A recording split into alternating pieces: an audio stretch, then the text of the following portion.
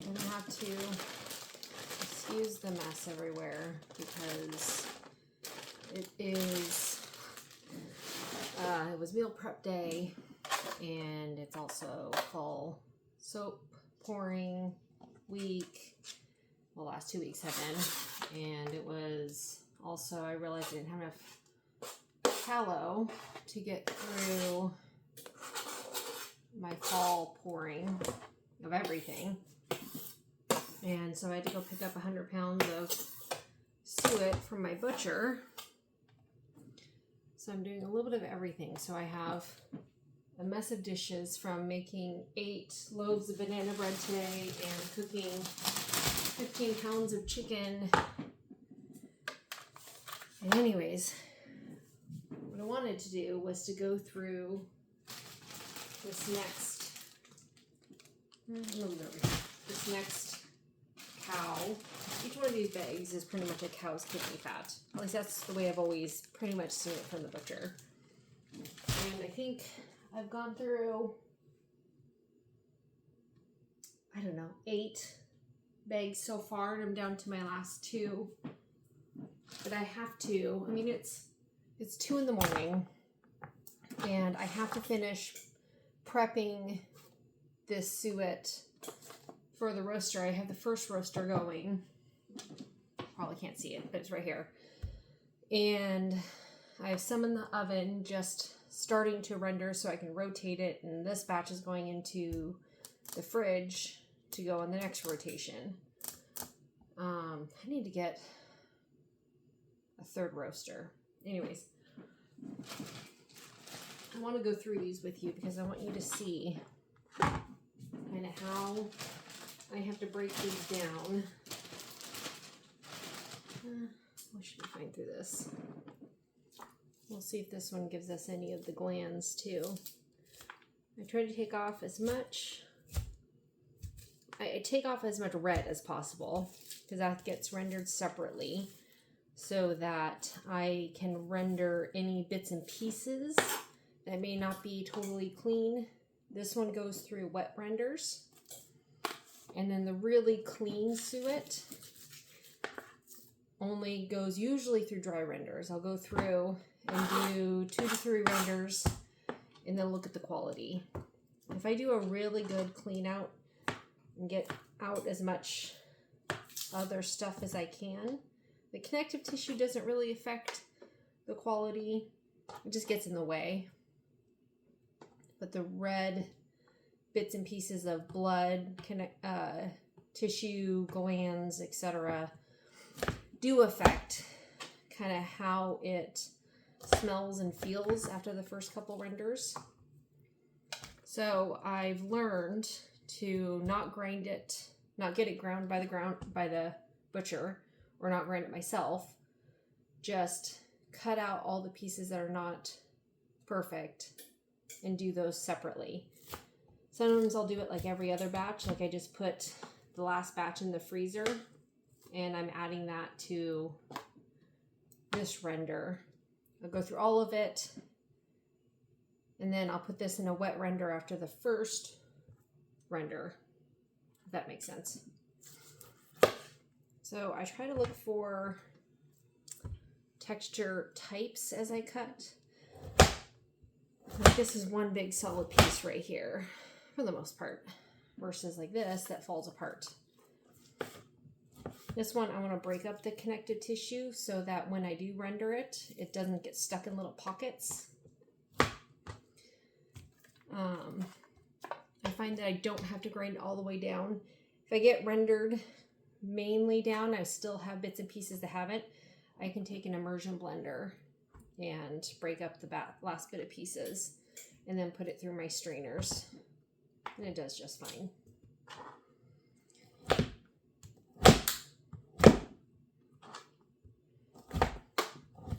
I feel like it's just a balance between how much work do you want to do in advance. Just hold it for me. Like, what can a very low and slow roast do?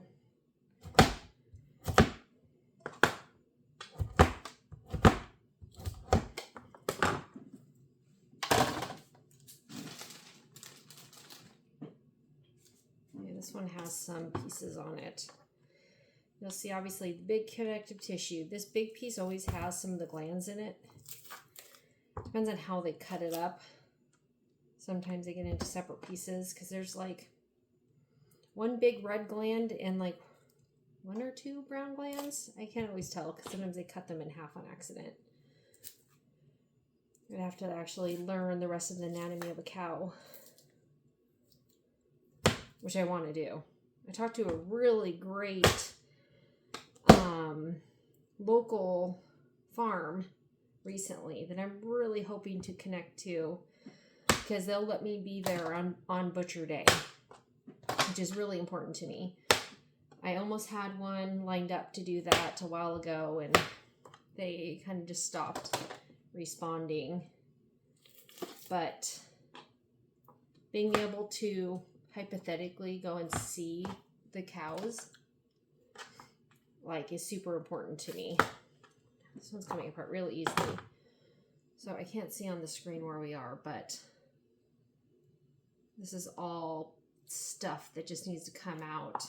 And this will all go to my pup in the end. Like once I render it, strain it, all of the bits and pieces left over, connective tissue, glands, if there's bits of organ in there, it doesn't go to waste.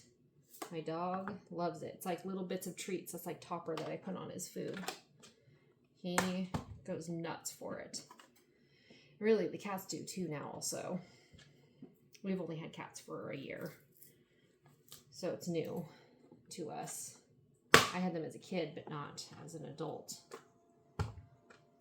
And they just turned, both of them are rescues, and they just turned a year old, like within the last month or so. Which is sweet. One of them's an estimate of a year old, because we found her as a kitten in California on our road trip. And she was in the middle of the desert, and we just couldn't leave her there. I had to take her. Husband wasn't too happy, but he survived. I couldn't leave a little. When we got back, she was estimated to be 9 weeks old by the vet, and we'd already had her for over a week. I mean, she was 8 weeks old when we found her, literally in the middle of the desert. We were on our way to Yosemite. It's crazy. And then we got another one that was just kind of a litter that was from a local lady she was wanting to get rid of. So I ended up taking multiple of them in and getting them some care and getting them new homes. Anyways, that was a side note, sorry. This takes a while, but I wanted you guys to see. I've been doing this for the last couple hours, just trying to get through all of the bags. I need to count how many bags that was. I think they say on an average a cow can have 10 to 15 pounds of suet per cow, going from memory. And I'd have to count how many bags I had, but it should mean something like 8 bags. I don't know. It's also 2 in the morning, so my brain is not working very fast. I just gotta finish these last 2 bags.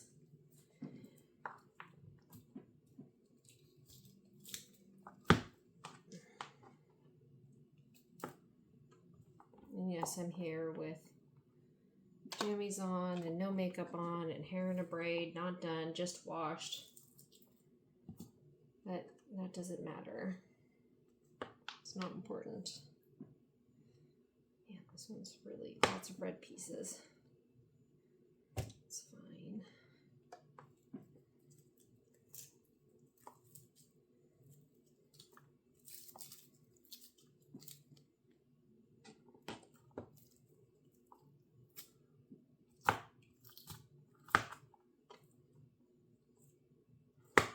You probably can't tell, but when you touch these, they are hard. It's not like trim fat. Kidney fat is hard, like harder than shea, harder than cocoa butter. I can't think of an analogy right now.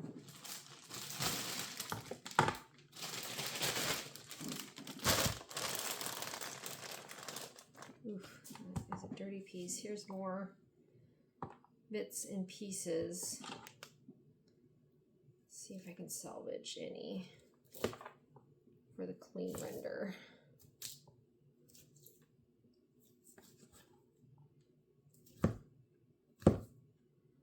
I mean, it doesn't have to be 100% perfect. I just want it as clean as possible. It just eliminates how many times I have to process it. By processing, I mean just going through the low and slow heat. I don't add chemicals to it. I don't add salt, baking soda, or anything worse. I don't bleach it. I like to give it the least amount of heat as possible as well to retain its nutrients, which is why I clean it so well. And the stuff that is clean and gets only heat rendered is my skincare, and this stuff will go through probably at least 2 wet renders, or at least 1 wet render and multiple dry renders goes to my soaps. Though just rendering this the way I would be fine for my skincare. I'm just picky. I like things the best that I can make them.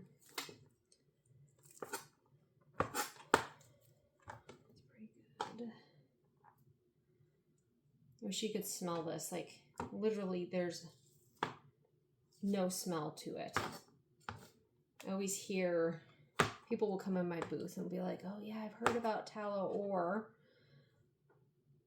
I've used tallow myself and they're like, oh, it was just so, it had this beefy smell and I just didn't like it. True suet doesn't smell like beef. It has virtually no smell. And then that just tells me that yet another skincare maker is not educating themselves and is using whatever they can find that says the word tallow on it, which is almost always trim fat. And yes, it smells. It's not made for your skin. I mean, yeah, it's not going to hurt you, but it's not the same. And unfortunately, people just don't do their research. It makes me sad because then it gives, you know, those people that come to my booth, they're just like, oh, I just don't like it. Unfortunately, you didn't try true tallow skincare. Usually I can get them to try some of my stuff on. I have a great unscented version that people can touch and feel and smell that are like, they get to realize that, oh yeah, it doesn't. Suet doesn't have a scent to it.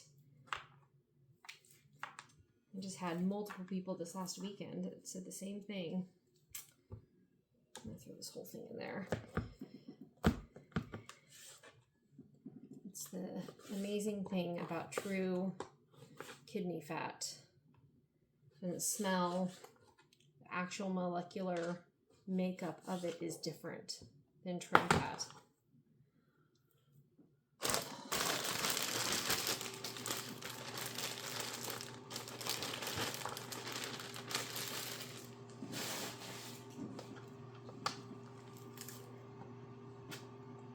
A little bit of this bag. In every one of these bags that I open, I say a little thing in my head that kind of like thanks the cow for what it gave us.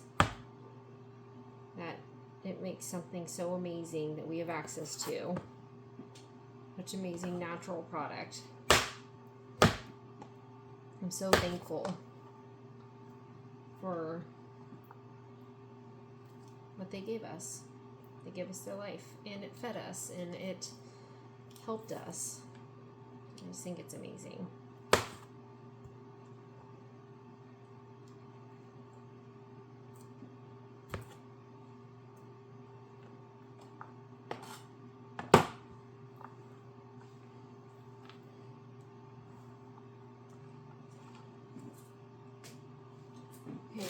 to the last bag. Ooh, that one's a big one. But you guys don't have to be a part of that because it just takes too long. My last bag, and I'll get them roasting in the next couple days. Filtered, heated, filtered, heated, filtered, heated. Then we'll have a bunch of new tallow ready for my last few batches of soaps, my fall skincare, and then leading into my Christmas soaps, which I'll be pouring in a couple months, or next month, something like that. So, yeah, thank you for watching my video.